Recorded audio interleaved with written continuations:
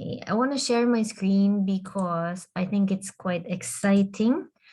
I did a quick post on Facebook last week, the night before I was gonna do the first VA session, and I have got quite a few clients already interested to be invited to my recruitment drive.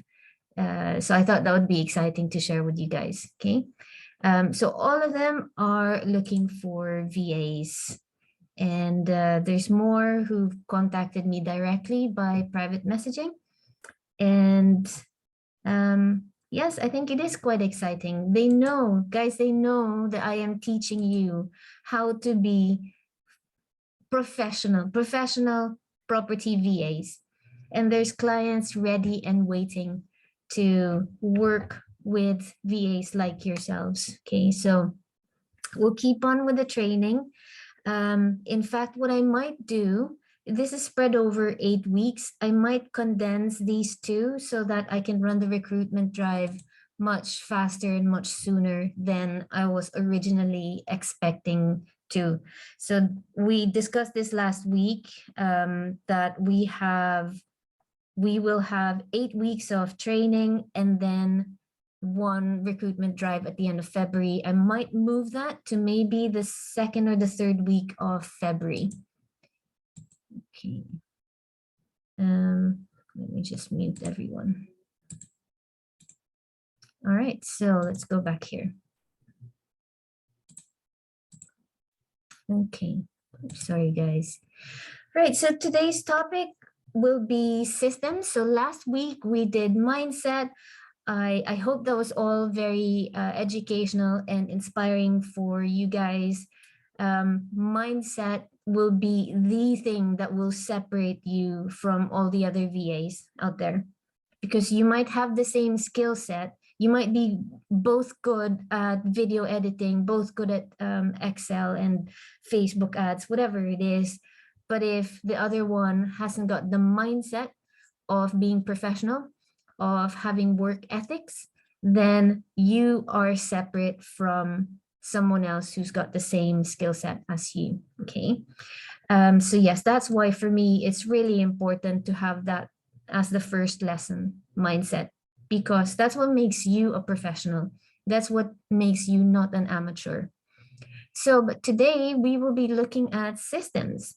Now, you've got the mindset, so that's like in your head, but now you've got the systems, which will help you. This will be like the first step into actual working as a VA.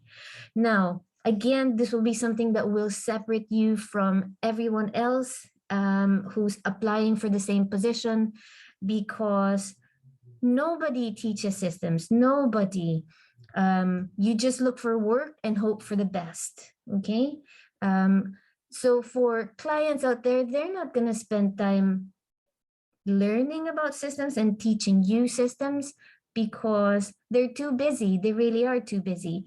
And so what I'm offering to clients is that all of the VAs that I teach, all of the VAs that use my branding to find a career as a virtual assistant will know that the first thing that they need to do before they even work on anything is to create a system. Okay, so that's what we're gonna do.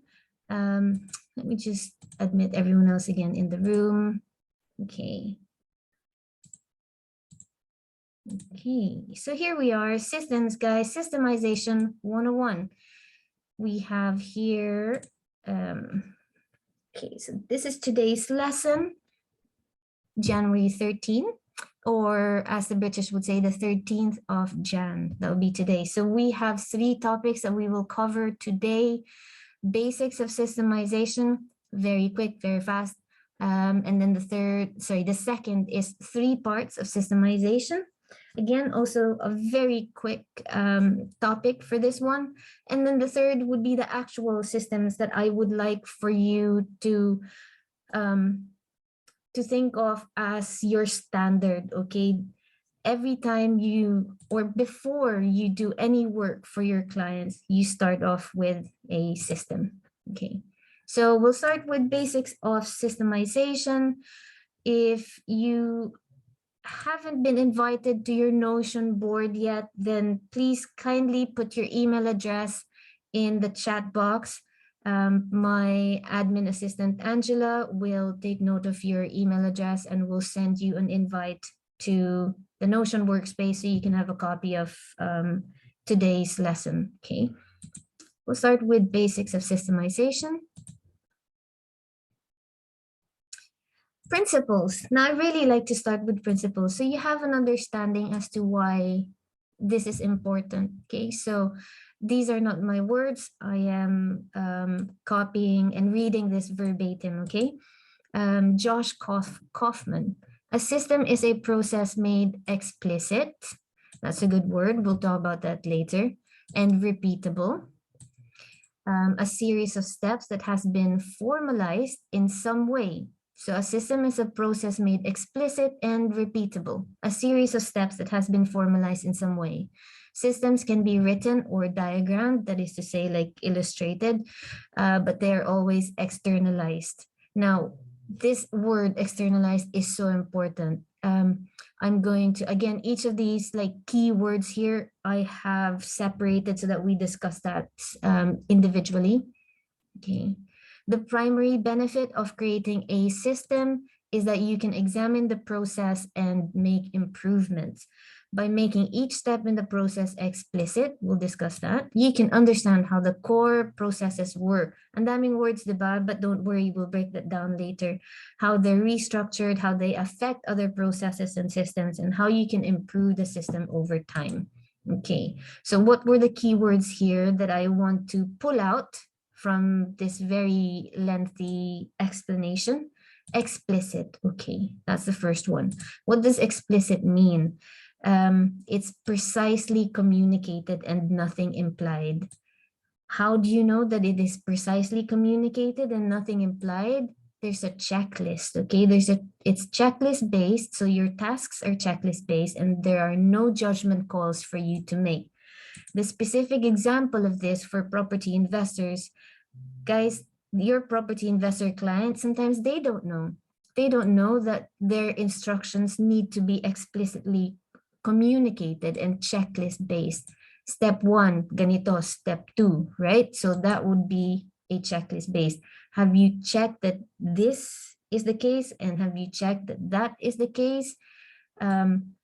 For property investors, they might ask you, for example, to say, can you please go on Rightmove and find me tired looking properties? Sounds like a pretty simple task, right? So tired looking properties. Now, the reason why they want you to look for tired looking properties is that they're looking for properties that they can renovate. So that if they renovate it, then it would mean that perhaps they can make a profit out of the cost of renovation versus the new valuation now that it's been renovated. Okay. The trouble is, that's what I call a judgment call task. Your client is asking you to make a judgment call based on a description, look for tired looking properties with no other explicit qualification as to what makes a property a tired looking property. He or she is basically saying, you look at the pictures, you make the judgment call that this is a tired looking property, which means that this investor client, this business owner, has practically abdicated a really important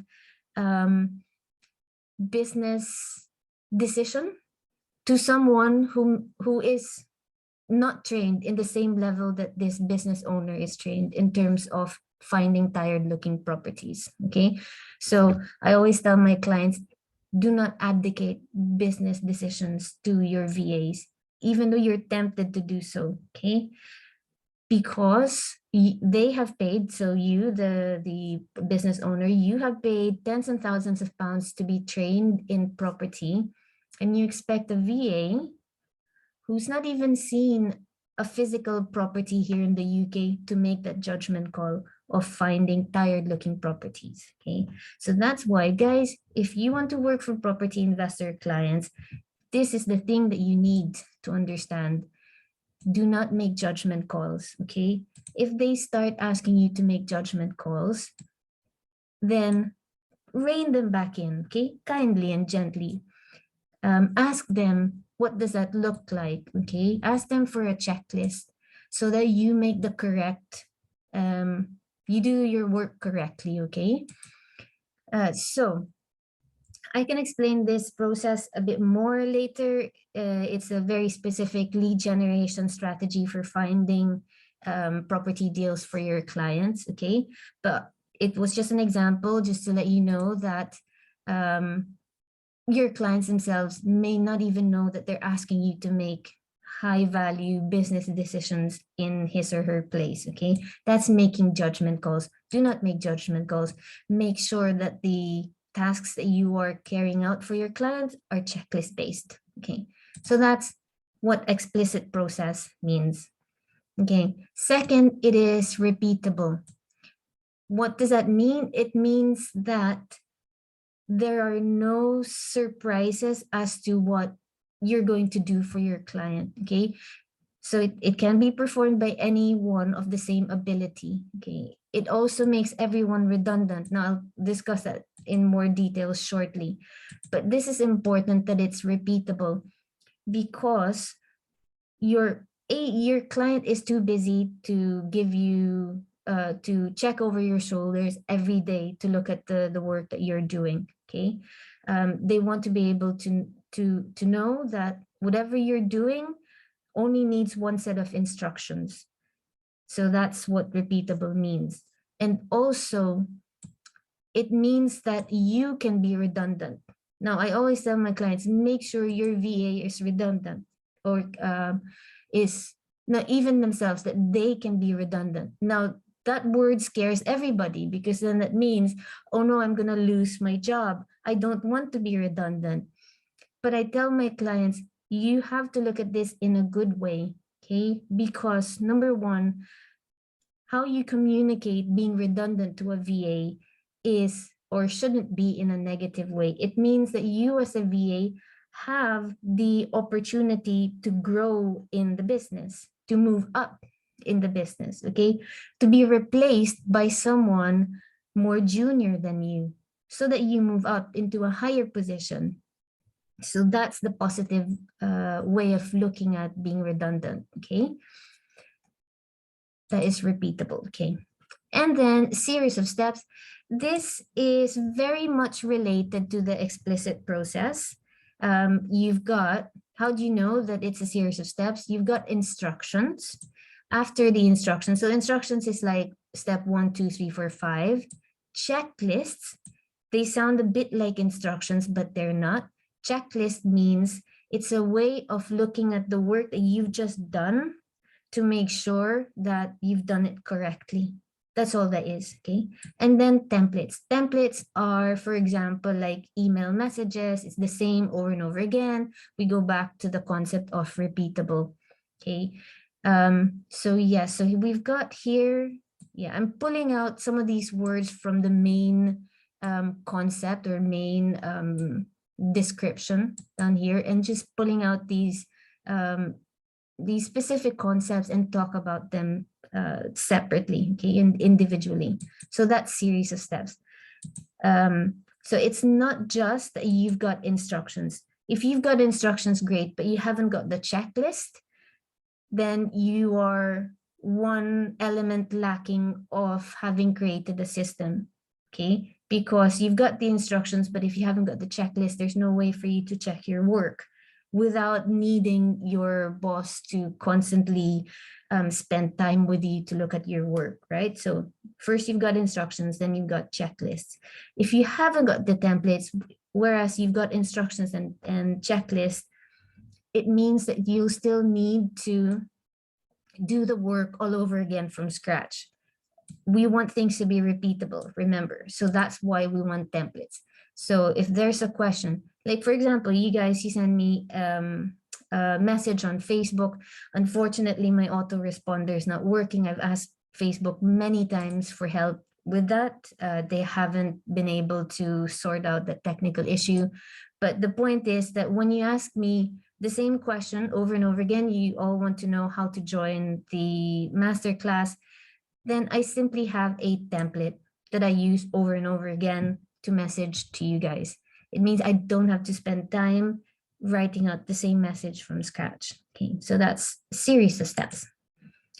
And you've got here formalized. Having things on Notion, for example, that is formalizing a system. That is formalizing instructions, okay? Formalized means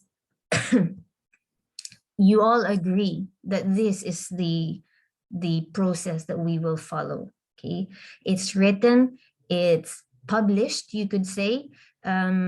If you're in a big organization, you might even have it on your website. So some companies do have their employee manuals, their SOPs written out for either all the public to see or everyone within the organization to have a look at. So that's what formalized means. It means that everyone in the group has agreed that this is the thing that you are going to follow. Okay. Finally, you've got externalized. Okay. Many times I have investor clients come to me to say it's all in here in their heads. It's all in there. That's why only they know how to do what needs to be done.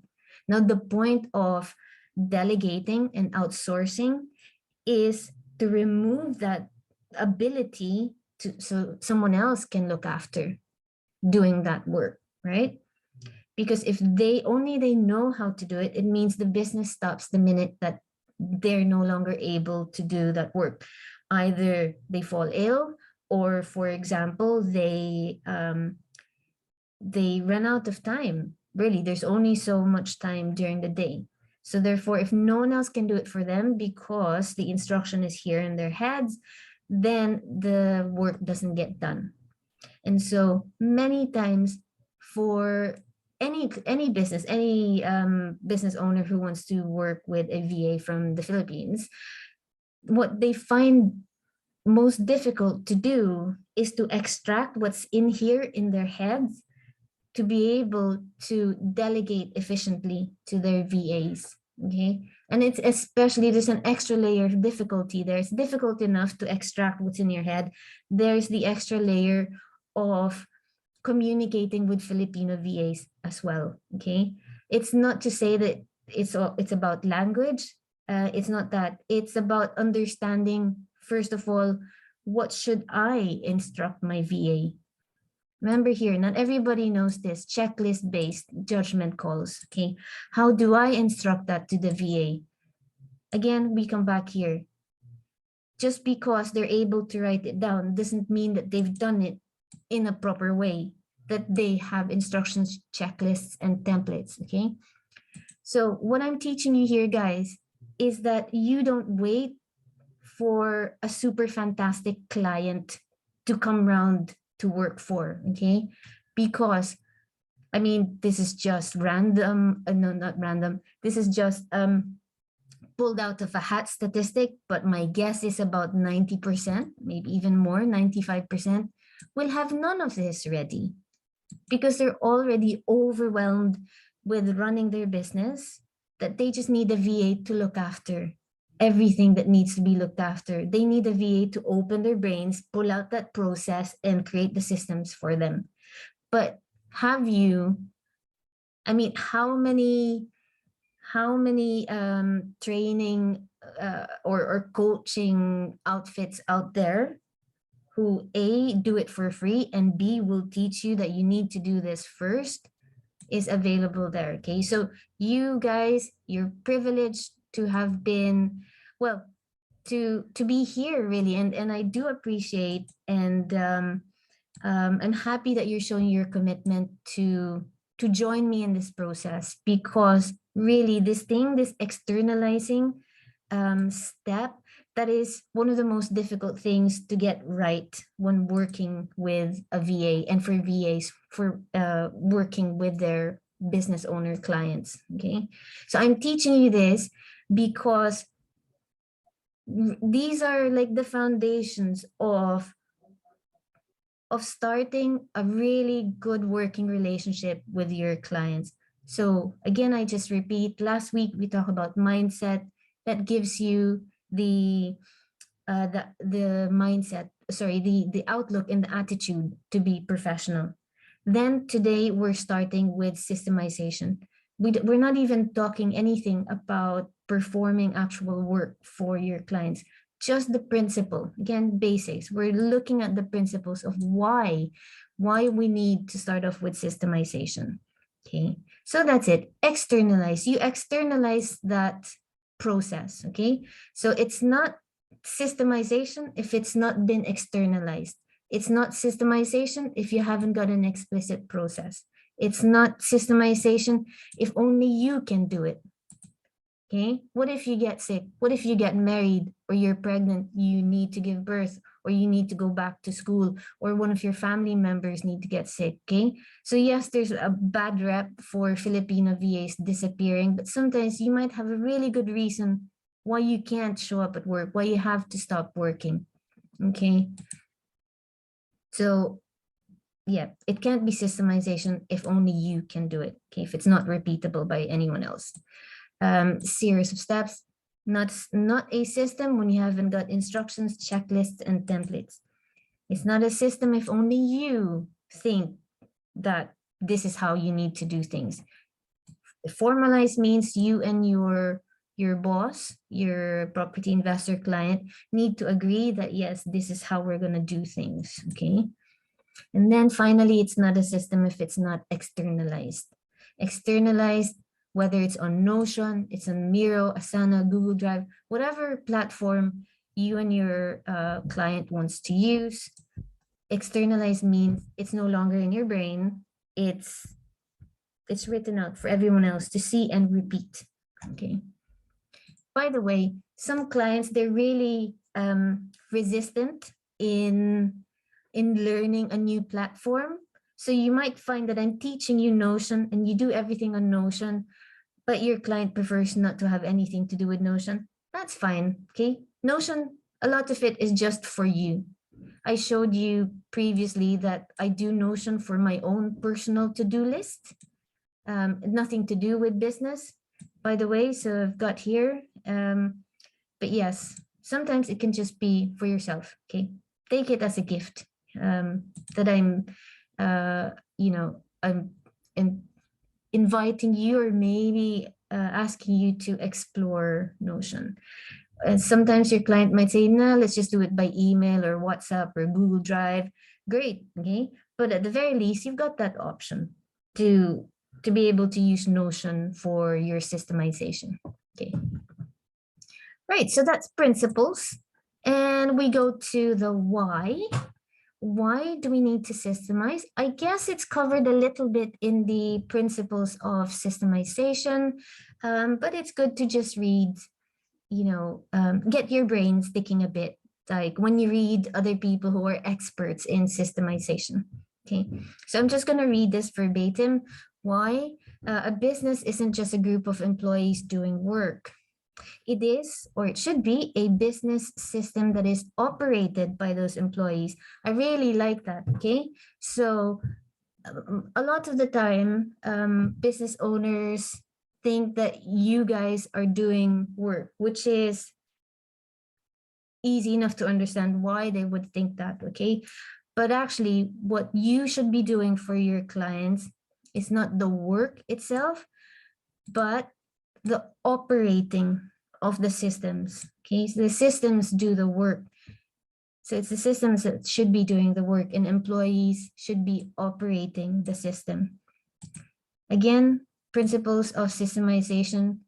You guys need to think of yourself as being redundant. Okay, don't think of that as a bad thing. Think of that as a way to move up along your client's business. You want your client to do so well that the next room up is for you to manage other VAs under you. And they would happily give you that role because you, like me, you have that that advantage of knowing how to speak Filipino, understanding how Filipinos operate and what motivates Filipinos. Okay, so imagine to be able to, because you are redundant, to move up along the business. You cannot move up if you're not redundant. Okay, right? So the business should be systems dependent, not employee dependent. Precisely what I just said. Okay, with no systems in place, the business depends on the business owner. Imagine if the business owner gets sick, nothing gets done. And on the employees who run things for them. If the owner or employees disappear, even for a short time, the business can be thrown into chaos. But if there are the right systems in place, the systems run the business and employees can run the systems. Okay. One of my favorite descriptions of systems, by the way. So there, guys, that was lesson number 1. Now we go to lesson number 2, which is 3 parts of systemization. So we just discussed basics of systemization. Now we go to the 3 parts of systemization. Okay, so we've got here trigger, action, and outcome. It's as simple as that. Those are the 3 parts of systemization. What does that mean? Okay, a trigger. Before you do any work, you've got that trigger, right? Either an email's come in, a message come in, a call's come through, you have a notification, or sometimes that trigger can be kind of internal, like a goal. Like for example, your property investor client might say, right, guys, we're gonna change our investment strategy. We're gonna do this instead, okay? So that's a trigger, okay? Nothing starts to happen until there's a trigger. The trigger comes, that's an indication that an action needs to be taken. So first there's a trigger, then there's an action. Okay. What are the actions that need to be taken? Well, this is where your instructions come in, your SOPs and your templates. Okay. Right. We talked about instructions, checklists, and templates. SOP covers all of that actually. So for example, an email has come through. What is the instruction? What is the action that needs to be taken? Either there needs to be a message template to reply to the email that has come through, or it might be that for specific emails, it might require you to notify your boss. That might be the instructions, okay? If it's an email specifically from this type of address or with this type of subject, then you must notify your boss straight away. That can be what the action is, okay? And then finally, the outcome. Now, this could mean that there's a new trigger. Okay, so for example, there's an email that's come through asking for a quotation. There's a specific message template that you reply straight away with. And then after that, maybe that triggers the sender to send another email. So that might be a new trigger, and that new trigger will require a new set of actions, okay? Or after taking that action, there's no new trigger, there's only a resolution or a conclusion of the event, okay? So that's what this is. It's a very simple concept: trigger, action, and then outcome. How does this apply to you as VAs? Imagine this as a simple process of creating systems for your clients, okay? Now, here's the thing that I will teach you. I will teach you right now I'm teaching you the concept of systemization, okay? And the 3 parts of systemization. But I will also teach you a specific, the property VA systems that if you get hired through me, I will share with you and you have access to that, okay? Over the course of today and the next few weeks, when I talk in more detail about the property VA system, you'll also get access to that in terms of the video. You'll watch me walk through the whole system, okay? So that's a system that you can copy. But also, there are things that I cannot predict or cover for everything that your specific property investor client will need you to to cover, or like your scope of the work that you do for your property investor client, which means that apart from showing you a specific system, I need to show you the kind of the basic concept so that you can recreate it in whatever way that your client needs you for work, for whatever business support that your client needs you. Okay. Did I explain that properly? All I'm saying is I'm going to show you a specific system, but also the basics, so that if my specific system doesn't cover what your client needs, then you can just create your own. All right. So there. So we've got basics of systemization. We've covered that, principles and the why, 3 parts of systemization. Again, super quick lesson: trigger, action, and outcome. How you present that on Notion, it's a bit of trial and error, I would say, but also if I show you the specific system that I create, then it might give you inspiration or ideas on how to create your own system. Okay. But now we move on to a specific instruction: systems for VAs. I have a very specific process, guys, that you must do. Kaya the title of this is called must do. You don't follow this, that's not my system, that's not my instruction. You have your own instruction, that's absolutely fine by me, but it is not my process. Okay, here's my specific process. There's only 2 things that you must do. Say on the recruitment drive, someone hires you, fantastic, congratulations. What do you do on a Monday, the first time you guys go, do a Zoom, and then you meet, and then what do? I want you to take the lead. Okay. Yes, get your clients to introduce themselves, their business, their goals, their business partners, everything. Okay, they show you their website and all that. But after that, don't just stare and wait for the clients to like give you instructions. Okay, here's what you need to do. So please pay attention. That's why I put the title here so very clearly. It is a must do. Okay, here's what you must do before you start working for your clients. Number 1, be like a waiter or waitress. You take the order. Okay, now I don't mean like so that you get instructions for today. No, we want to be systemized. We want to be different from all the other VAs. Okay, we want to be a VA that takes control of what happens on a day-to-day basis while working for your client. Okay, why? We want to make our clients' lives so, the experience so wonderful and so unique and so unlike any other experience of working with the VA, that you have things like this. I'll show you. Okay, there's one response here.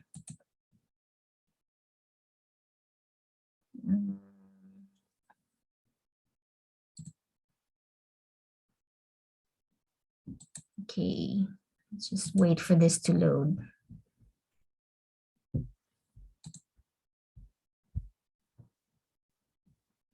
Okay, sorry guys, seems to be my internet here. Ganyan dapat yung reaction. I literally can't live without my VA. The difference she has made to my life so much more than I had ever expected.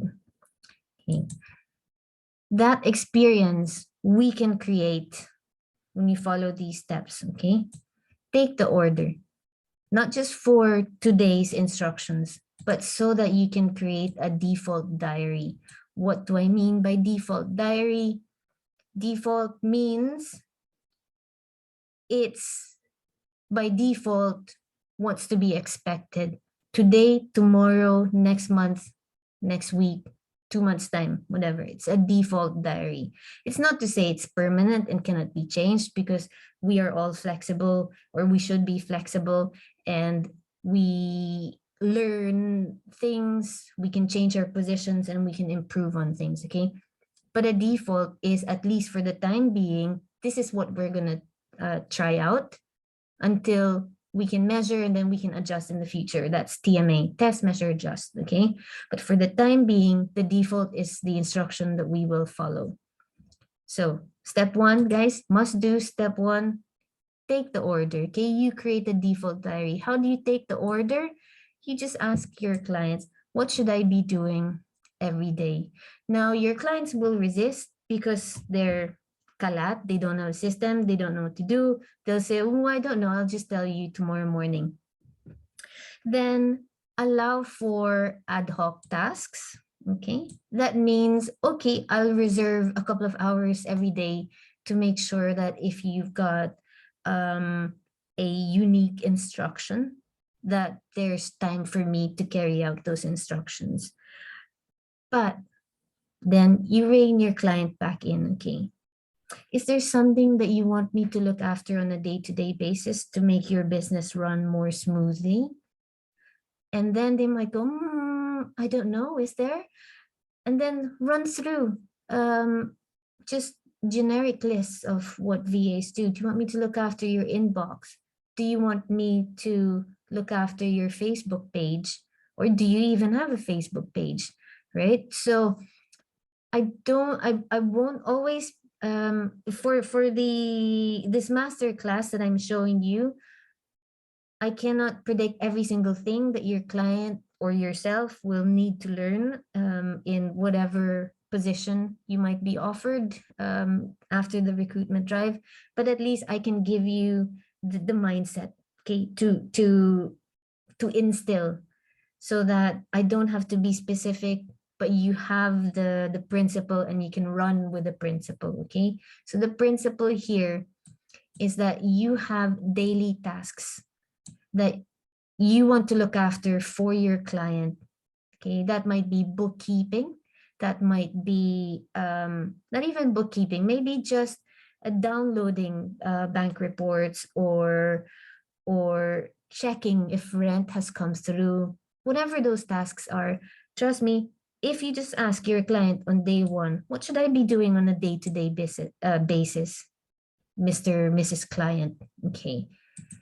They might not even have thought of things to give you, but because you've initiated the conversation, you've made them think, oh yes, I think I need someone to look after this. You know, that's definitely a task that has been eating my, so much of my time. I think, yeah, I can outsource this over to you. Okay. So this is the first thing, guys, that you must do. I know I keep repeating it, right? Now, the reason why I keep repeating it, because here's the thing. Right now, as I'm explaining it, you say, oh yeah, of course, that's simple. Yeah, of course, right? But the minute this class is over, I'm pretty sure most of you will have forgotten within 5 minutes what you need to do. Kaya I'm just repeating. That's all I can do, really, because I can't control what happens after this class ends, okay? So yes, take the order so that you can create a default diary. So actually, what you must do, it's not so much that I want you to take the order, it's that I want you to create a default diary, all right? Now, a default diary, what does it do? It frees up your client's time to not just that you're doing work for them, but that you no longer require supervision on a daily basis, okay? So that's step one, just create the default diary. What is step two? You cannot create the SOP if you haven't got a default diary, because what is the SOP? That's your standard operating procedure. All right, so to create a system for you to work for your client, these are the two things that you will need to do. Create a default diary. Now, default diary can be something that looks like Monday, Tuesday, Wednesday, Thursday, Friday, exactly the same, okay? First 2 hours, this is what you're gonna do. Next 2 hours, this is what you're gonna do. Next 2 hours again. So if you're full-time, you're running into 6 hours now, this is what you're gonna do. And then the last 2 hours, you reserve for ad hoc tasks, for example. It can be as simple as that. It's exactly the same from Monday all the way to Friday. Or a default diary can be Mondays might be social media days. Tuesdays might be bookkeeping and invoicing days. Wednesdays might be looking after the rental property records days, whatever it is, okay? So when you create a default diary, you don't need software for this. You can just use pen and paper and then later on translate it onto Notion, okay? There's no technical thing that I need to teach you guys here, except for the concept that a default means it's the same for every block of time. It's the same task that you do, okay? So if the default is that the first thing that you do, the first 2 hours is just to go through your client's inbox, that's the default, okay? Or if the default is that every Friday you send out a letter campaign to find property deals for your clients, well, that's the default, okay? Or sometimes your default diary might be on Mondays, you work for client A, on Tuesdays, you work for client B, because sometimes your client are composed of like 2 business partners, or maybe your client runs 2 or 3 businesses, okay? But if you haven't got a default diary, what happens is that your client not will not be aware of your own time and might even start questioning you, and what are you doing, how many hours are you really working for me? But if you've created a default diary from day one, it means that everything's clear and everything's set out, okay? Again, default diary doesn't mean it's set in stone. It just means that you've got an set of instructions that you can follow through until you change it, okay? Until you guys realize, okay, this default diary, it's not working, let's do some changes, okay? So that's a default diary. Any questions, guys? Please type in the chat box. Now, what does SOP stand for? Not like what it stands for, standard operating procedure, but what does it have to do with systemization? It means that when you and your client, remember, it needs to be formalized. You know, that concept that we talked about earlier, formalized means you and your client need to agree on this together. So when you both have agreed what your default diary is, that you then go for an SOP, okay? Start creating the SOP. Now, I'm going to show you a specific SOP that I have created as standard. So this is something that if I have a new client, I've already got an SOP that's created. Okay, so this is something that you can copy. If you will find work through me in the recruitment drive, then you can have, I'll invite you for the exact copy of this one. Or it can be that, yes, there's that system, but actually what your client needs is something else, and therefore you must recreate your own system for your client, or your own SOP for your client. So just go back to the concept of trigger, action, and outcome, okay, for you to create your own SOP. So this is the TPVA system. It's a means of keeping records. So this is an example of an SOP. So it's not that you must create a record keeping system for your client. Okay, it's good if you do. Your client will thank you for it, but it's not necessary for you to create it. Because sometimes your clients, your specific property investor client, do not have rental properties, and therefore there's no records to keep, okay? But they are still property investors because, I don't know, maybe they do, what do they do? Maybe they're property sourcers, so they don't have rental records for rental properties for you to manage. Okay, so this is an example of an SOP. So it's called a property manager SOP. Right, so let's go to that. If I invited you to this board, you might notice that you won't be able to access this SOP. Okay, you might see it, but you won't be able to access it. So I'll just run through it here. Okay, again, guys, this is our standard template. which means that it may not be applicable to your client, and for myself may not be applicable to all of my clients. But it is a standard template in which we can then use as a basis to work with a specific client. So this is a property manager SOP. Often when you are hired as a VA for a property investor client, what you really are is that you are a property manager.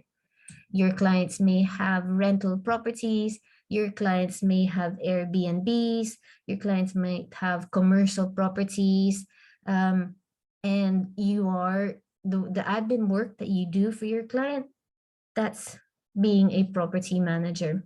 Okay, you're not there physically, but what you're doing behind the scenes remotely is being a property manager. So this is the SOP that I have created specifically for this process, okay, for being a property manager. Right, so what have we got here?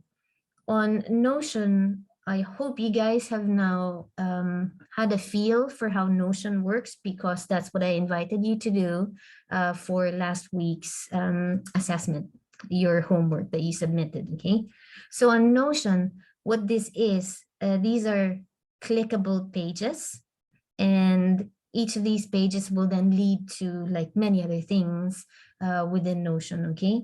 And hopefully you were also able to realize that you can just type anything on Notion. So type anything on Notion, all right? And then you can decide later on to turn this into a page, okay? It means that it's now no longer just text. It suddenly became like a portal into something beyond. That's what's so cool about Notion. All right, so let's just delete this because I didn't really want to show you that, but I just wanted to show you that in the SOP, there are 4 pages here, okay? The first one is self-assessment. I really like going through the self-assessment. What does this mean, okay? You as a VA, you do work for your clients, and if you follow my instructions on creating a default diary before you start work for your clients, then it's easy for you to submit daily review logs of the work that you're doing for your client. Now, this is super important because it's again one more step in showing you as a VA unlike any other VA that either the client has worked with or the client has heard of someone else work with, okay? And imagine this, your client didn't even ask you to do this for yourself while working for them. But because I'm teaching you how to do it, you will do this for your client, okay? Even without the client asking you to do this. Imagine how impressed they would be. Now, what is a daily review log? It is simply to report. This is like a self-reporting activity, okay? So let's say you work for your client 4 hours a day, you're part-time VA. This shouldn't take you more than 5 minutes, okay? Hopefully, because if you're following a default diary, the process of a default diary, it means that your work yesterday should be more or less about the same today. You're just doing like a top-up clarification on what specific tasks you did today, even though it's like a default, okay? So what does this look like? By the way, this is how I've designed the daily review, okay? So there's a call out here. It's like a blank, okay? Why is that? So that you can ask your client, okay, when would you like me to submit, the daily reviews? Obviously that's every day, right? But kind of what time? Is there a specific time? There may not be any answer. It could just be you submit as and when. And then we've got here weekly reviews. So again, this is a conversation that I'd like you to have with your clients and just ask, when would you like me to submit weekly reviews? Okay. And then your client would be like, wow, this is impressive. My VA is taking charge. I'm not even asking for this, okay? monthly reviews, okay? So all of these just show you are an exceptional VA. You are unlike any other VA out there that this client has ever worked with or has heard of work with someone else, okay? Daily review. So, okay, I'm just showing you how I'm designing this, okay? Daily review. So for the daily review, all right, on Notion, because you can duplicate things, it's really good to have a template so that you can simply duplicate the template. You've designed something. Whenever you design something on Notion, name that as your template, okay? So that you know that all you need to do is duplicate it. You guys know how to duplicate things. Click on here and then duplicate. Oh, what did I do? Anyway. So here we go. This is a template. I'm not supposed to, or the VA is not supposed to write on this. This is the template. She's supposed to make a copy. So 5-minute daily report. This is how I've designed this SOP. I used Notion's tables. You can use the same, or you can simply, do you know what? I'm just OC with Notion. Or maybe all you need to do is just type. Okay, today is the 13th of Jan. What did I do? I did email and inbox management. And I did some social media management. Okay, and then you might say, I did that for 1 hour. I did this for 2 hours. And then, oh, sorry. And then finally, maybe you did some, I don't know, video editing. 1 hour. In total, 4 hours. It can be as simple as that, okay? On Notion, you don't have to be super complicated and what, but like I like to design things on Notion that makes sense. So I've got here daily reports, 5-minute daily reports. Again, that's a template. I like creating templates because then I can simply duplicate this. And the duplicate is what I actually use and type in and all that, so that tomorrow, if I need to submit another daily review, I have a clean slate, okay, to duplicate and write all over again. So if I open this, what does that look like? I've got a list of the default daily task I'm supposed to do. I'm just showing you guys here ideas, okay? Again, this is the system that I have created.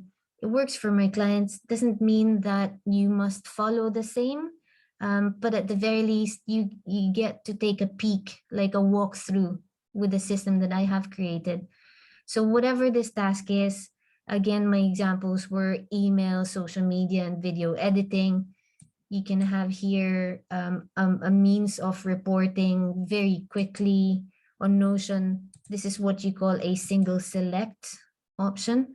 There's a multi-select as well, but single select is for when you just want one option to show. Okay, so I've completed this task. This task is still in progress. This task needs attention. Give some brief details or not.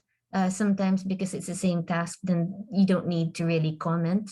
But for things like when there's a task that you didn't complete because it needs something that you didn't have access to today, then you can type in here, okay? I did not have the video file. All right. Then you can add your client and say, listen, this is what I meant to do today, but I'm very sorry I wasn't able to do it because I didn't have the video file. And then I'm just allowing here, this is the design that I created for the reporting of the daily tasks. Okay, time spent on task. If your client is asking you, I don't ask my VAs how many hours they've worked on. Sometimes, most of the time, they work less than the hours I pay for them, because for me, I don't count the hours. I just count the was the work completed? If it has been, fantastic. That's all that I care about. Okay. Blockages could be like what prevented me from finishing the task. Okay.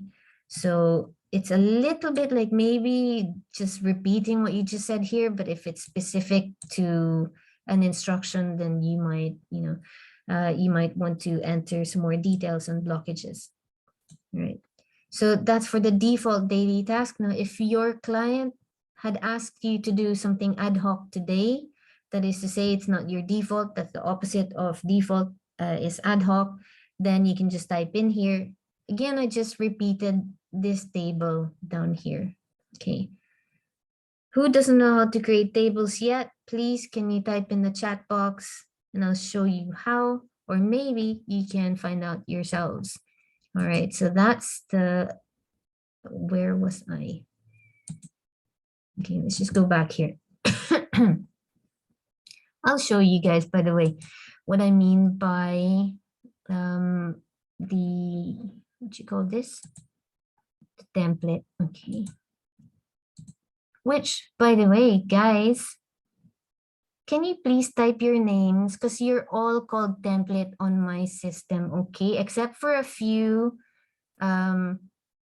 exceptional VAs down here. Oh, Nerissa, well done. Thank you.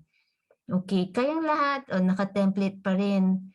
O, diba? So please go back to your attendance record and type your name in, okay? So here we go. We've got here, this is just a template and it's called template because I don't actually use this page. I simply duplicate that. Okay, so I'll duplicate that so that I can then invite, or Angela can invite a new VA to submit their attendance records. All right, so go back here, class schedule, systemization. Okay.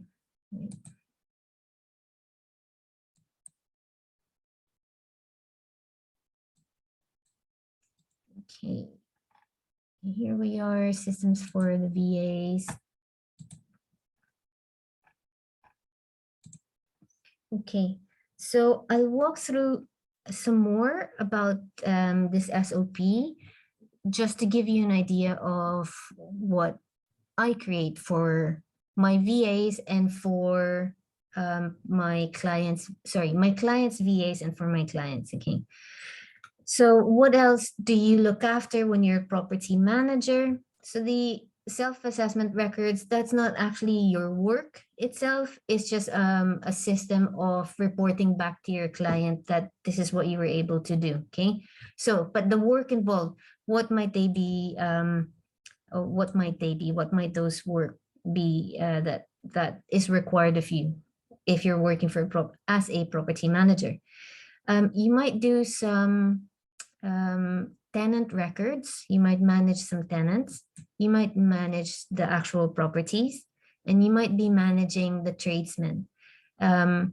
Properties require work all the time, so it's good as a VA to help your client, that you help your client create a database of the tradesmen that he or she constantly calls out for help, okay?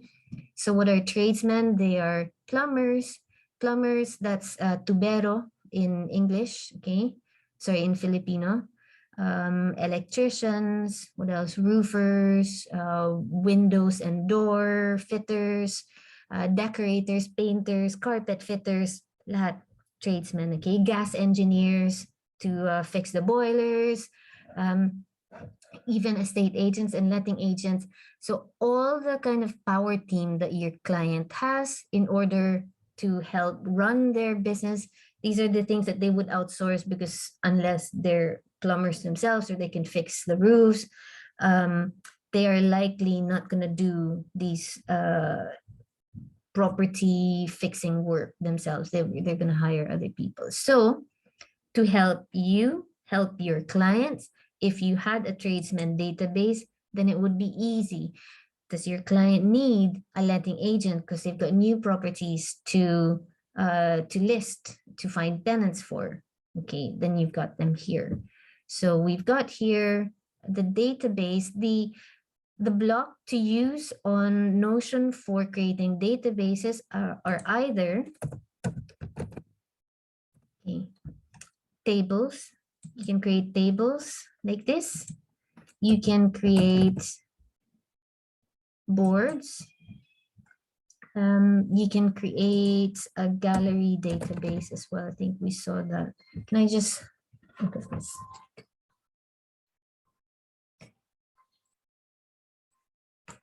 Okay.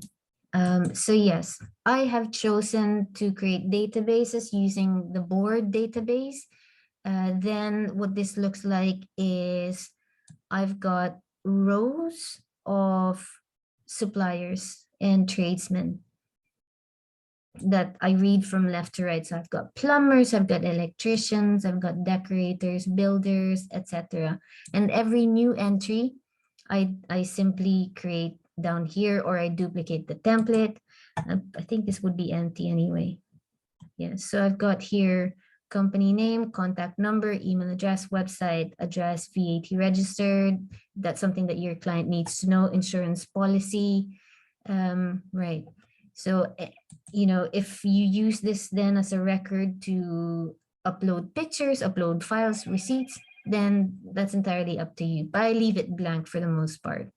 Okay, so that's one way of creating a database for tradesmen, is to use the board view and simply label the columns from left to right according to the title of the tradesman. Okay, so windows, doors, locksmiths.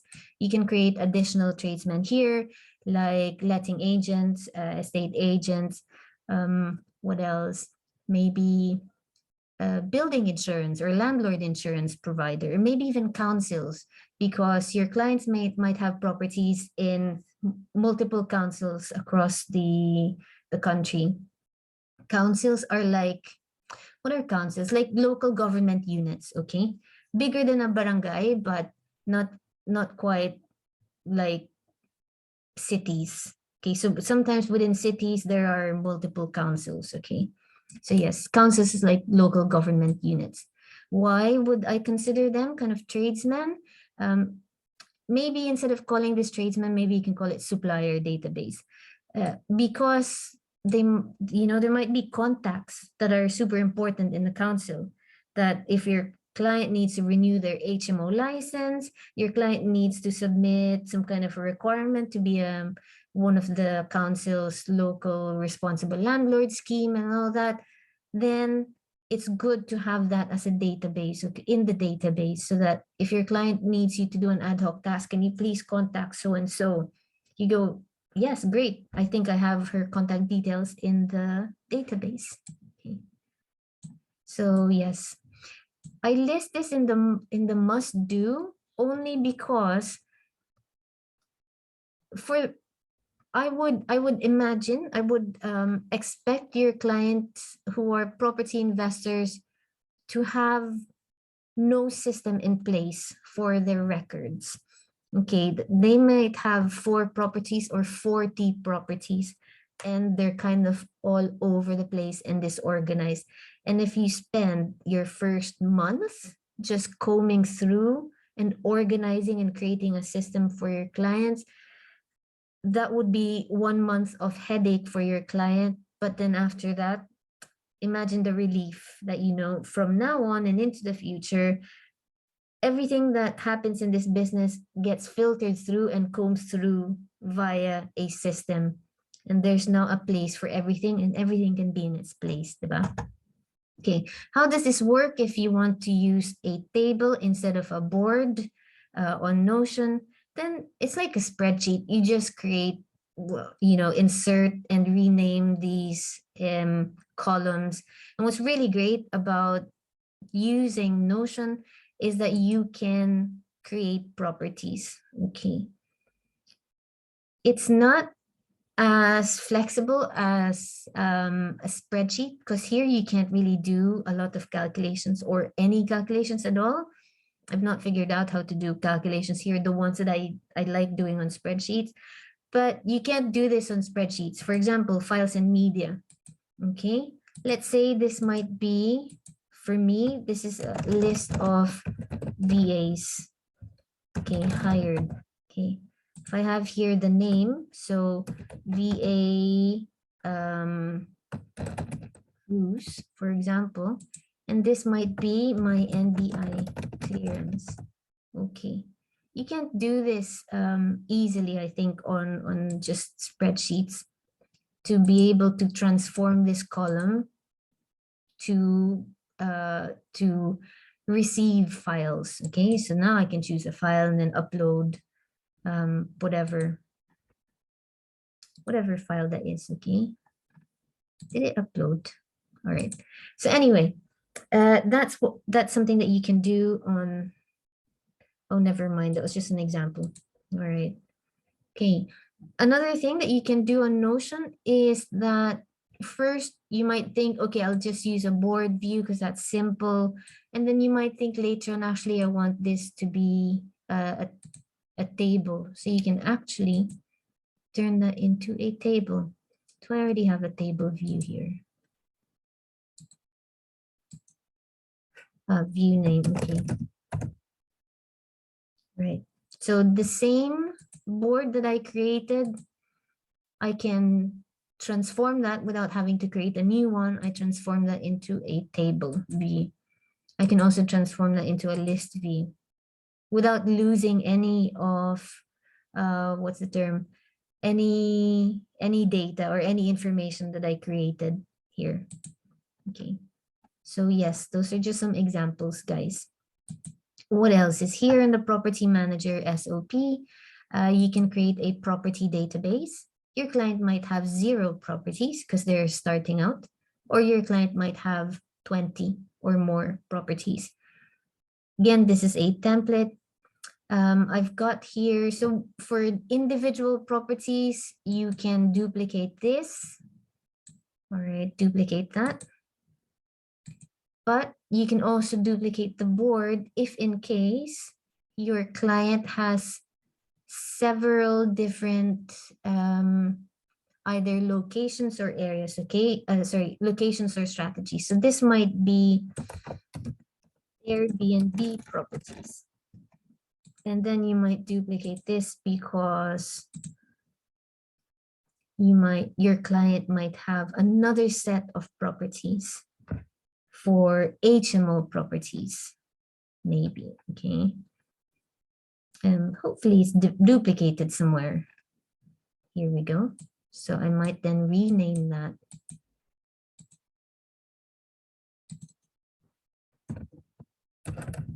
HMOs, or maybe this might be HMOs in Birmingham, and this might be HMOs in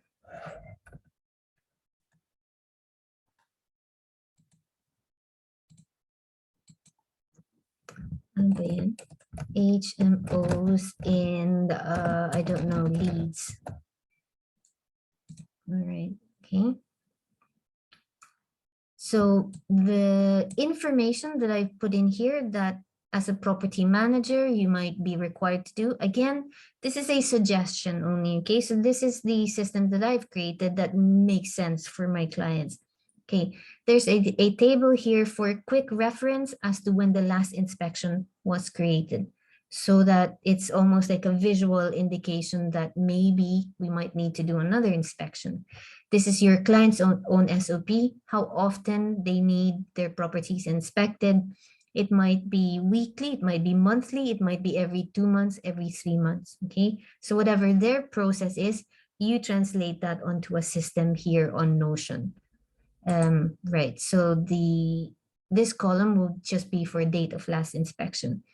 But for each of the property entries, you can, I'll just use the one in Birmingham. You can then open that.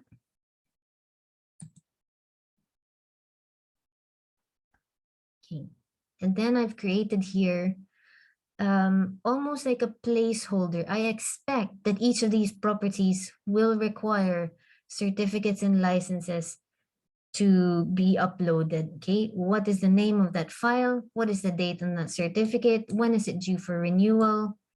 who am I supposed to tag to own this task, and any other information that you might want to upload there, okay?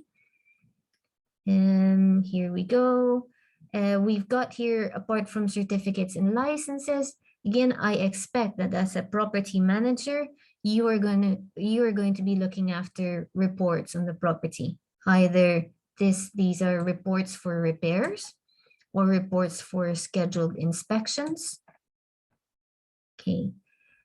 Sometimes you might need to look after an eviction process, not to be the one to actually go through the eviction process, but the admin assistant to help your clients go through an eviction process. Okay, so hopefully there's a clear distinction there. Okay, why am I showing you this?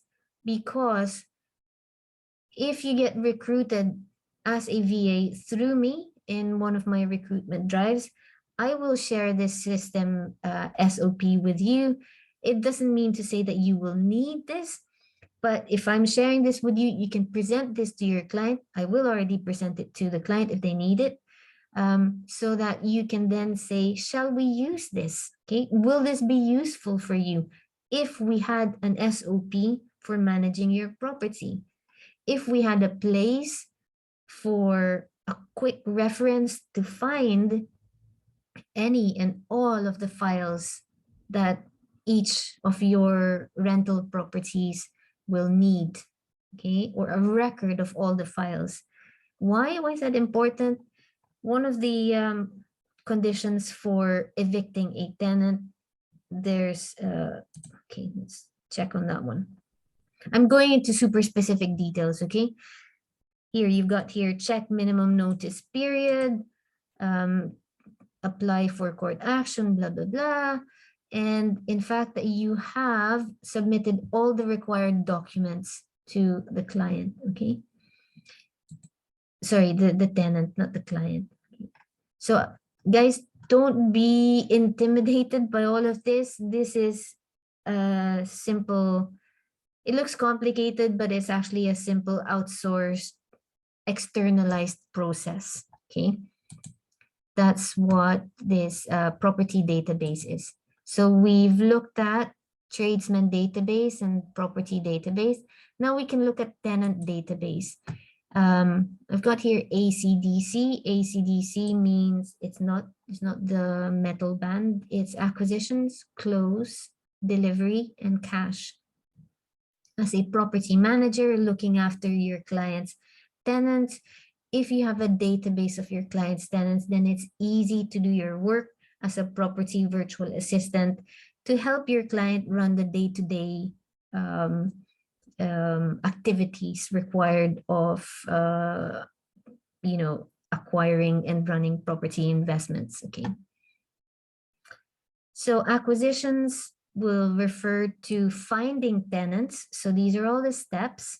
I opted to design this process using a Kanban board so that you can manage the progression of each of these steps. Okay, so let's say Miss Jane Doe is a tenant, or a tenant wannabe, and so therefore they've sent in an application. This might be the process that you need to go through. Again, this doesn't mean that this is set in stone. Your clients may have their own process. That's why it's good to, that my number one must do, take the order, speak to your client. What do they want? Ask them, what is your process on that one? What are your steps, so that you can create this system for them. Okay, for in this case, my standard system will include that there's an initial call, then you create the entry for that applicant. Okay, records created in tenant database. This is the tenant database. Okay, there's a holding deposit that you need to take from the tenant so that you can do tenant checks. After the applicant goes and passes through tenant checks, either this tenant passes and so it moves on to this next board, which is onboarding the tenant, or maybe in this case the tenant didn't pass through the required checks. Okay, so it's a reject, Or maybe there were more tenant applicants than there are number of rooms available for rent. But it's not to say that they failed the tenant check. It just means that your client selected, let's say, Mr. Patrick Johnson instead, okay? So we'll keep Miss Jane Doe's records on here so that if in the future there's another room that's empty, then you don't have to go through all the checks. Let's just go back to our tenant database. Who were the good tenants that we simply couldn't find rooms for? Can we ring them up? Maybe they're still looking for a room, right? So you've skipped all of these processes now, and you simply go back here, and then we'll call Miss Jane Doe and say, are you still looking for a room? We've got one available. Would you like to have a look at the property? Okay. Move that back there. Okay. Close. By the way, on Notion, when you create a card here, you can move that card around across the boards. Okay, so you don't have to create a new entry for Miss Jane Doe if she's passed. You simply move her across the board over to the close board. Okay, close, it's a sales jargon. It means you close the deal. Okay, at first you initiated, you negotiated, now you want to shake hands on it. So that's what close means. Okay, so in the specific process of onboarding a tenant, close means that you are signing documents. Okay, so tenant has passes, start the onboarding process. We've got signing of forms and contracts and all that. Deposits have been paid, and your client is legally required to put it in a special third-party platform to protect the deposit. Move-in date agreed. Okay, and then we've got delivery. Now, delivery is it's like when you deliver food or you deliver a product, okay? So it's the customer experience, okay? Which means that tenants are your clients' customers, okay? Which means that we look after them like any other customer. We provide good service. So there's another board here for making sure that we follow a standard, or that you help your client follow standards in terms of how to provide an excellent experience for their customers, which are the tenants, okay? So we've got payment details sorted. We help the tenant with our with your client's bank details so that they know where to send rent in. You've got first month's rent collected, keys collected, etc., etc. That is this process. Okay, finally, your client is running a business, so your client's probably going to need you to check the rent periodically. Is it coming in? Is it on time? So let's see here, Miss Jane Doe. Okay, is Miss Jane Doe paying rent on time, or is she kind of every so often not on time and paying rent? And then if it moves here, severe delays and onto claims, then you're starting to look at maybe, you know, we need to notify our clients. Okay, slight delay, just letting you know that Miss Jane Doe is 2 months late or a month late. Let me know what you need me to do. All right, because that doesn't necessarily mean that you need to evict the tenant. In fact, you can't evict the tenant until I think they've been notified 6 months in advance. Yeah, so there are rules on when you can evict tenants here in the UK. Okay, so but at least there's that process, okay, that you're helping your clients with.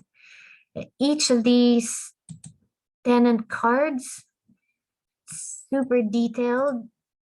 This is something that you'll get a copy of when you find work through me, okay? Unless you recreate this yourself, but even if you recreate it, you'll need me to teach you anyway, all right? So we've got here, each of these tenant cards will have, again, so you've got the process on the outside, you know, those boards, but the recording of everything that happens for each of those processes, then you've got them all in here detailed. Okay, submitted documents. Have they submitted documents, bank statements, IDs, and all that? Okay, close. Have we? So this time, you and your property investor clients, have you guys submitted the correct forms to the tenants? Okay. In the UK, there's so many, you could say, bureaucracy in terms of onboarding tenants, but also you can think of it as protecting yourself, if you're a business owner, and also providing good service to your tenants. Okay. So all of these forms need to be submitted. These are the two main forms that needs to be submitted to your clients, but maybe, sorry, not your clients, clients, the tenants, but maybe your clients will have additional forms that they want to submit to the client, to their tenants. It might be like a welcome pack, or house rules, or I don't know, like local neighborhoods, local schools, maybe. Okay, so whatever that is, I'm just putting a placeholder here by calling them forms 345. Okay, that should be called files, not tags. But yes, you should be able to upload files on there. And then just a quick checklist. Has it been done? Great. Or why hasn't it been done? Okay, you check, okay, you just forgot to tick the checkbox, or maybe then that's a visual clue that perhaps you need to go back and check, why haven't you submitted the AST? So again, it's the principle of systemization, that you create a way, or you design a way in which you can check your own work, that you've done it. Okay. So that's the close. What else is here? Delivery, moving in. Lots of checklists here, guys. You're simply creating an experience for your property investor clients in helping them run their businesses more smoothly, instead of them giving you instructions to say, have we done this? Have we done that? Have we done that? You can just say, here's a process. Shall we follow this? It may work, may not work. Okay, but at least you've got a template here to already give you a head start on what to do. Okay, and then finally, you've got here cash. C for cash, that means as a property VA, you might be required more often than not to check the rents that are coming in for your client. Okay. Okay, reason for no payment, or do we need to start the process of eviction? Okay. So there, guys, I've run through just in very brief detail, walk through in brief detail an example of an SOP, a system that you can create for your respective clients. Again, not all of you might work for property investor clients that require you to be a property manager. Maybe they already have letting agents here in the UK who's doing the job perfectly. So you may not even be required to do property management. You might just be a content marketing VA for your client. You might just be a bookkeeping VA for your client, okay? But I just wanted to show you as an example of today's lessons on how to create an SOP for your respective property investor clients. This is the concrete and specific example, okay? Great, so that concludes today's session. I will walk through your assignments, okay?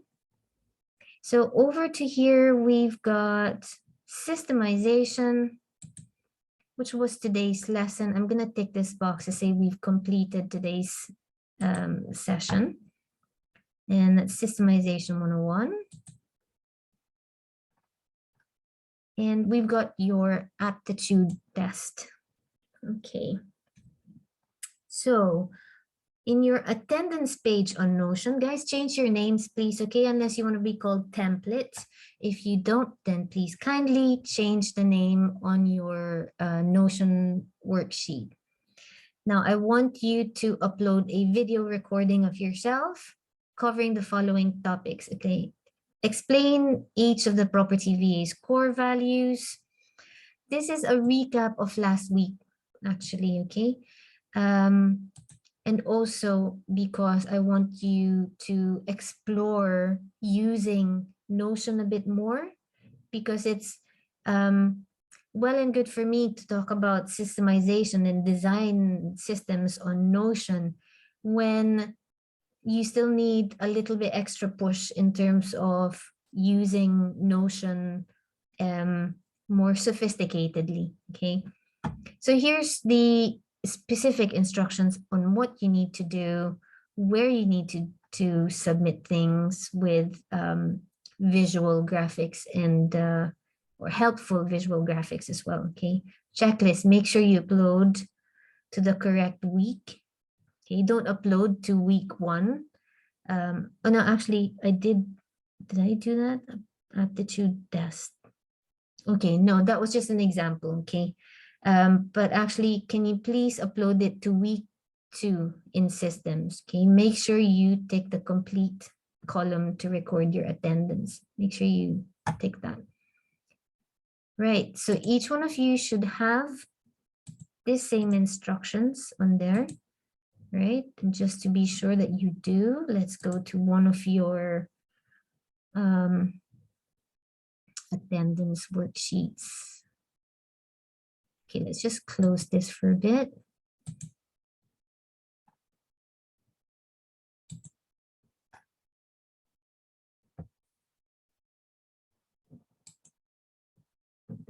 Okay, let's open a template. Systemization is what we just discussed now. Yes, you all should have this on your individual Notion workspaces, okay? You should have that. Great. So I'm going to check the chat box for some questions. Just going to stop sharing the screen. We got here. Okay, we've got some more email addresses. Fantastic. Yes, Angela will send you an invite for access to your own individual VA Notion pages, okay? Great. So guys, any questions with regards to systemization? I know a lot of it is very kind of what's the term? You know, when it's kind of at the same time very specific, but also very academic, and which means that some of you might have difficulty grasping exactly what you need to do next. But go back to the lesson and just remember the first thing that you need to do when you work for your client, okay? Let's say you pass the interview, fantastic. Okay, Monday, then what? Okay, who remembers what you need to do Monday, first thing? Okay, can you type it in the chat box, please? Okay, who remembers what you need to do first thing? Okay, AC, who's AC? Ask my would-be day-to-day task. Take order, create diary. Fantastic. Email checking, hindi. Email checking is not the first thing that you need to do, okay? You ask first. Baka naman your client doesn't want you to do email checking, all right? Great, that's fantastic. Okay, Christine, I believe you missed to discuss about the task and ask last week. Task and ask. Who is this? Can you unmute yourself? Who's that? Can you raise your hand so I can unmute you? Because I can't see who letter C is. Okay, who asked the question about task and ask? Is it Corina? Okay, Corina, I'm gonna unmute you.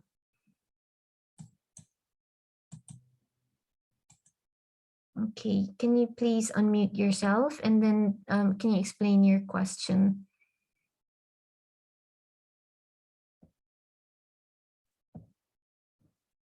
Karina, can you unmute yourself? Okay, you'll have to speak a bit louder. I'm having difficulty hearing what you're saying. Miss Christina, I have read the Notion record last week as I am doing the task. Okay. And then I have read the part task and ask the first session last week. Okay. And then yeah, I read it, but it's a bit blurred to me. Great. Let's just share my screen. Let's walk through that. So, okay, you have a specific question about a topic discussed last week regarding task and ask. All right, let's run through that. Okay.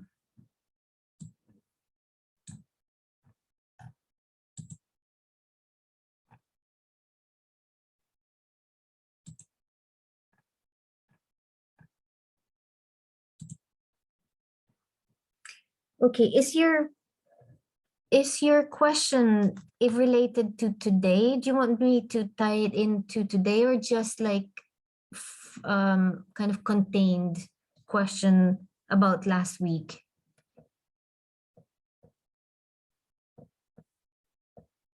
Or maybe I'll just tie it in today anyway, because it is related.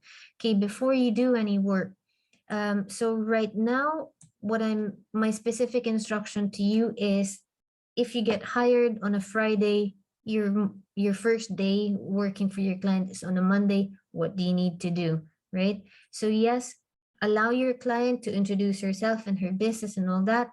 But when it comes down to now starting work, my suggestion, okay, again, you can have your own way, okay, but if you want to be hired through the property VA, then what you must do is ask your client, what should your daily task be? Okay, so when you ask that daily task, then your client will just simply say, for the most part, probably they'll say things like, oh, you do my emails, you do my Facebook, you do my, so just very generic terms, right? Email, it might even be like a one-word instruction. Okay, you do my emails every day. How do you proceed when the instruction is one word? Okay, email. Then you clarify with your client exactly what needs to be done. Okay, so this is a guide for you to run through with your client. Either you actually read through this, or that you just understand that the word email is not an instruction. Okay, that you cannot create a system with just the one word email. What do? You go through it with your client in more detail, exactly what needs to be done. Okay, when you say email, what do I need to do? Okay, you help your clients help you help them. O, diba? So parang nagvo-volleyball kayo.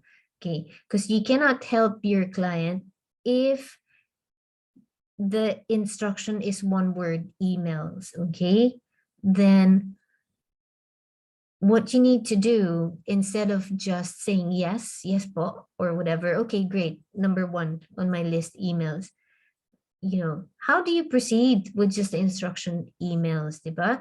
Then you walk your client through creating a default diary. So you say, great, what times do I need to do that? Okay, do I need to do that every day? Do I need to do that 2 hours a day in the morning? Okay, what would it look like for me to carry out that task? What is the trigger? What actions do I need to do?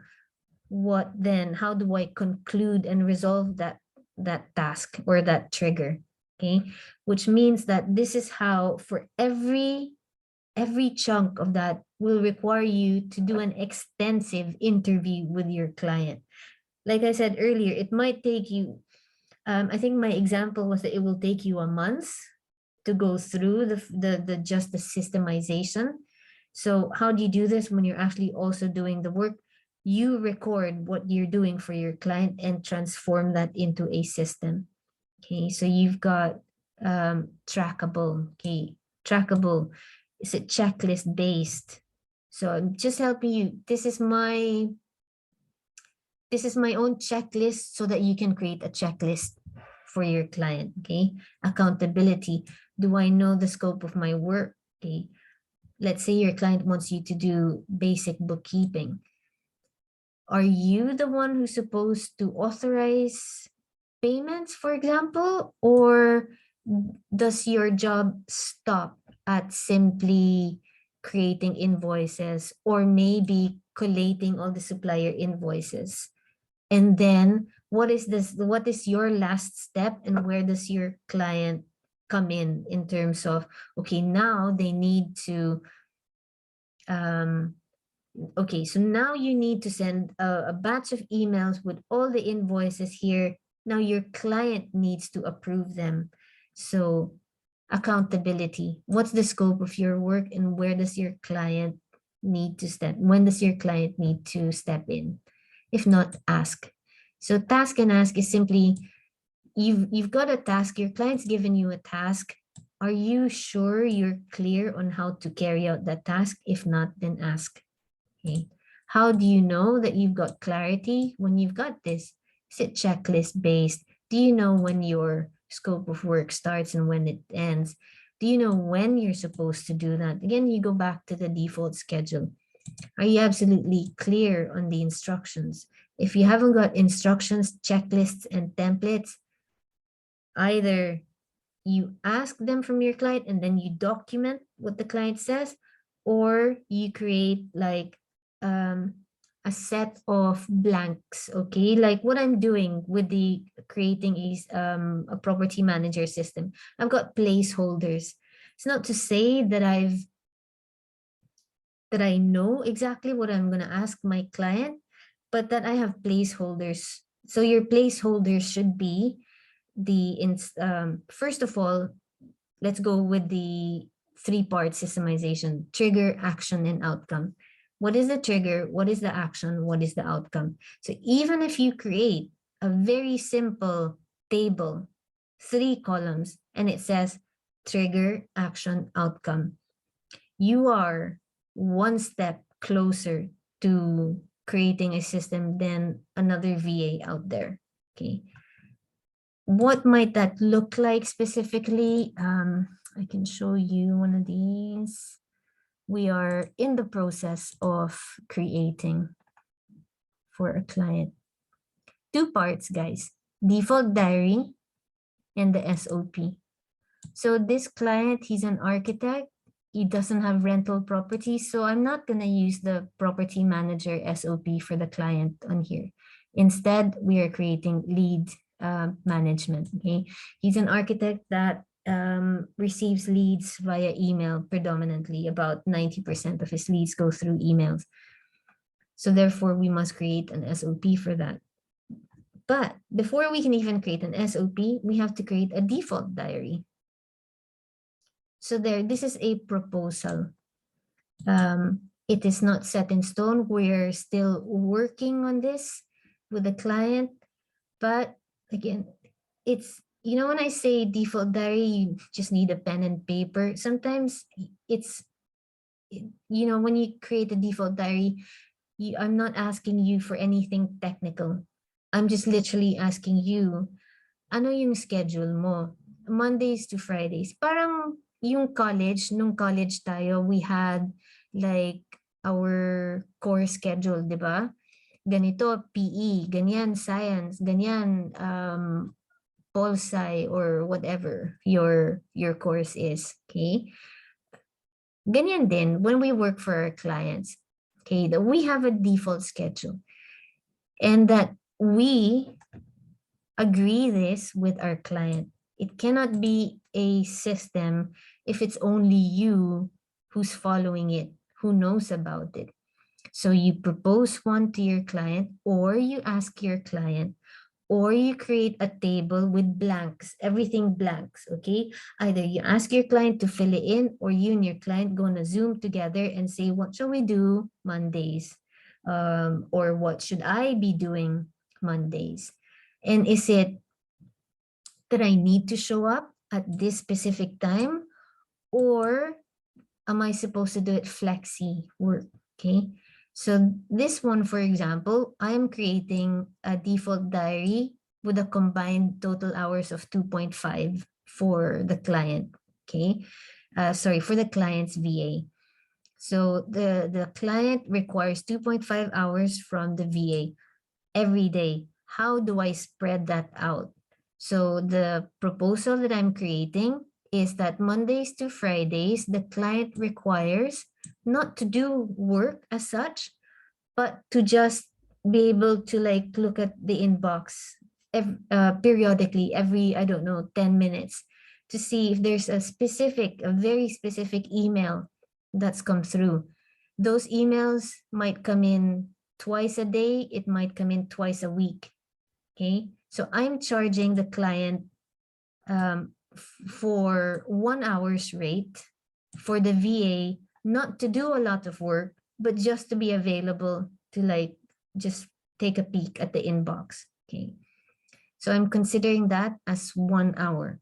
Okay, and then inbox sorting and management, 30 minutes to just flag in emails that come through. Trigger action outcome. Okay, trigger an email that comes from, I don't know, at architectleads.com, for example. All of those emails with that email address must go to, let's say, a certain box or folder in the client's inbox. Okay, so that's it. 30 minutes sorting and management. And then another hour after the VA has sorted through the emails.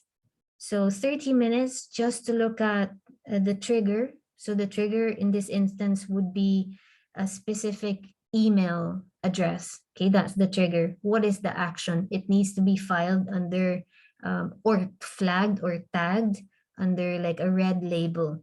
Okay, and the outcome is that that's been concluded. There's nothing else to do. Okay, it's been flagged. Proceed to the next email. Okay, so 30 minutes doing that. And then the final task that the VA needs to do after she sorted through for 30 minutes between 12:30 and 1 UK time every day. Again, default every day. It's the same one. Why? Yes, there are emails that will come through to the client's inbox after 1 p.m., but the cutoff time is 1 p.m. If it's after 1 p.m. and it's not one of these specific email addresses, then the VA attends to it the next day at 12:30. Okay. And then after 1 p.m., the VA works for 1 hour just creating a CRM data entry into Zoho, which is the client's CRM platform. So it'll take the VA 1 hour to sift through, to open each of those emails. So first she's flagged them, she's organized them. Now she's going to transfer the information from all the emails that she's flagged onto a CRM system for the client. So total combined hours, 2.5. Okay. What the actual lead management SOP is, I'm not so sure if we worked on this yet. Okay, so SOP for identifying and sorting emails. So the first step is to identify. Okay, and then identifies the trigger. Okay, so who is the sender? What is the subject? There are multiple actions here in between. So, you know, the trigger action conclusion, action doesn't mean like there's only one action. There might be several actions there, okay? So the first action is to sort. That might be sorting it into folders or labeling, tagging emails. I don't know, I haven't seen his email client, so I don't know what the process is precisely or specifically, but that action is sort, okay? And then some more actions, and then finally a resolution, okay? Again, there's nothing here. It's just placeholders.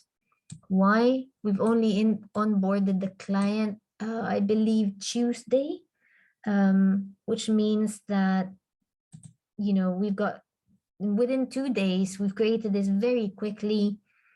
We created like a placeholder SOP, because we know that what we need to do is find out, in order for us to create an SOP, the client is going to give instructions. Ayan, he will describe everything of ganito, ganyan. We are supposed to understand what he's just said, which took like 1 hour videos. For example, he did a Loom recording and all that.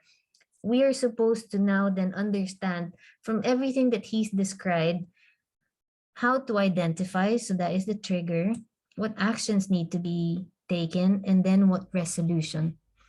Okay, so each of those, you as a VA, the work that you do for your client has to have a resolution. Okay, it means done, I finished the work, or no, it's not been resolved. Why? So therefore, it comes back to a new trigger, and then a new action, and then until such time that you can actually resolve something. Okay, the ultimate thing that we need to do for any task that we do for a client is to resolve an action. That's it. So again, guys, it's as simple as this. Okay, I'm simply creating a placeholder. Right now, we don't know yet what this is, what that email address is, what that subject is, okay? But we do know that it's a simple process that once we identify this trigger, then we know what the first action needs to be. Then we will also identify here what the next action needs to be. And in between, I've inserted here a column for a template, okay? Because we know that, okay, so let's say the first action for the sender is to label it with red tag. Okay, and then the next action is to send welcome email. What is that welcome email? Yeah, then I will paste here, or the VA will paste in here the actual message that needs to be sent to sender one, okay? Whatever that trigger is. Is there an action 2 that needs to be done? I don't know. I don't know yet at this point, okay? We haven't finalized this. That's why I also put etc. Okay, and then finally, what does resolution look like? Resolution might look like it's been transferred onto the CRM software. I don't know that yet, okay? So it's a blank at the moment. Okay, email messaging template. It's a blank here as well because we haven't finalized that yet. And then CRM SOP, the one that I mentioned earlier, Zoho. Okay, that's also TBC. Does this clarify, guys? I'm hoping that I'm not confusing you all. And I'm hoping that I'm trying to simplify it for you. The first thing you need to do is to find out what you should be doing on a daily basis. And here's another clue as well, guys. It will help you map out, if you're working for your client 4 hours a day, or 8 hours a day, or 2 hours a day, it will help you map out the maximum number of tasks that you can do. Okay, wouldn't that be useful information for your clients to go, right? Gosh, I didn't realize my VA can only do, X number of tasks a day because she's only working for me for 2 hours a day or 4 hours a day. Then maybe that will be a trigger for your client to say, how about I take you on for part-time instead of 2-hour freelance work.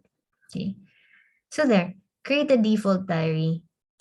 It's not complicated, it's a schedule. That's what that is. Okay, default means every single day, either every single day it's exact, or that every Mondays it's this, every Tuesdays it's that. And then create for whatever task that's in here in your default diary, every single task, you create an SOP. And how do you create an SOP for that one? Trigger, action, resolution. And if there needs to be a template in between, put that in as a reference. So this is just the outline, you could say. But if there's instructions, there are attachments, if there are video links that you need to then send out, or for example, if there are documents, okay, so there's a message template that my client needs to send to architectural clients, maybe that's like a brochure, okay? So then you might have here, not just that here's the message, lorem ipsum, but also you must send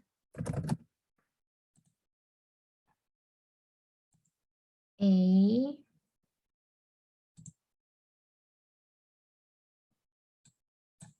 brochure along with the message. And then if we convert that into, sorry, if we turn this into a to-do list, then you've just created a checklist for yourself so that you make sure that you've done the SOP. Okay. Right. Good question, Karina. It made me realize that there was a gap in how I explain things. So if I showed you an exact example of what we do for clients, it gives you more concrete application of the lesson. Okay, so thank you for that question. Really fab. Okay, I don't want to share. In fact, I want to stop sharing the screen. Okay, some more questions here. It is clear. Thank you, Paul. All right, thank you. Is that 2.5 hours per day? Yes, that was 2.5 hours per day. That was an example, okay? Because this specific client only needs 2.5 hours from the VA. That was the agreement. And so therefore, we're saying, okay, great. So you know that 2.5 hours, we want to make sure that the VA performs the work as you expect her to, consistently and regularly, without you having to like look over her shoulder all the time. So there's also, that's why I suggest, again, all of this is kind of suggestion. Like if you don't know, follow it, I don't care. I suggest that you have a system of self-reporting to your client. Diba? Your client, in fact, your client does not even expect you to do that. They'll be like, okay, work is done. But like out of your own volition, out of your own excellent mindset, you go, do you know what? Even if my client's not asking me to, I'm going to report back to her. And here's my system of reporting. And I'll just, do it on Notion or do it on email, however way you want to do it. But you've got a template of reporting, right? So that it also doesn't take you too much time. Just 5 minutes to say, here are my daily default tasks, 1, 2, 3, all of them complete. Did I have any blockages? I had difficulty doing this, but it's all resolved now. Okay, 5 minutes takes you to report that back to your client. Okay, so we've got some questions here. Thank you, Angela.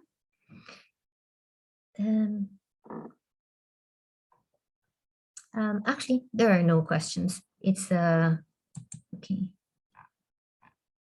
Is it possible to be a part-time property VA? All right, so we're gonna talk about that.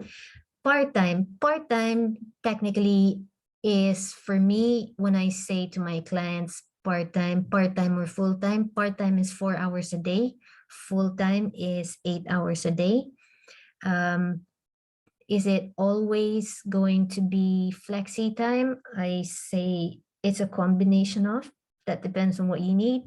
There are some clients that require VAs to attend specific times because, excuse me, it could be that, I don't know, the client runs webinars, for example, or the client has responsibilities to check in guests at Airbnb. So the VA has to be there at, I don't know, 3 p.m. UK time.